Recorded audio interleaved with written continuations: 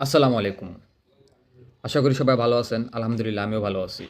আমরা ভালো থাকলেও ভালো নেই আফ্রিকা মহাদেশের একটি দেশ সুদান। কি হচ্ছে সুদানে? আমরা আসলে এই বিষয়ে খুব কমই জানি, কারণ মিডিয়া সুদানের বিষয়ে খুব কম প্রচার করেছে। বর্তমান সময়ে এসে আমরা জানতে পারতেছি যে সুদানে গণহত্যা চলতেছে, সুদানে সমস্যা হচ্ছে, আরও নানান ধরনের কত কিছু। কিন্তু মূলত 2023 সালের এপ্রিল মাস থেকেই সুদানে যুদ্ধ শুরু হয়। যুদ্ধ ঘটিত হয় দুটা দলের মধ্যে। একটা হচ্ছে সুদানস আর্ম ফোর্সেস, সরকারি বাহিনী, আর একটা হচ্ছে র্যাপিড সাপোর্ট ফোর্সেস, একটি প্যারামিলিটারি বাহিনী। পূর্বে এই দুটা দল একই সাথে কাজ করত, কিন্তু ক্ষমতার লড়াই আর রাজনৈতিক চালেই এই দুই দলের মধ্যে শুরু হয় এই যুদ্ধ। সবচেয়ে বেশি ভয়াবহ অবস্থা হচ্ছে সুদানের ডারফুর অঞ্চলের। ডারফুর অঞ্চলে এল ফাশের শহর পুরোপুরি ধ্বংস হয়ে গেছে। ঘরবাড়ি পুড়ছে, মানুষজন পালাচ্ছে, হাসপাতালে হামলা হচ্ছে।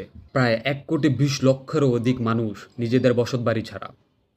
30 মিলিয়নের উপর মানুষ খাদ্য, পানি এবং ওষুধের সংকটে। গণহারে হত্যা চলছে নারী এবং শিশুদের উপর।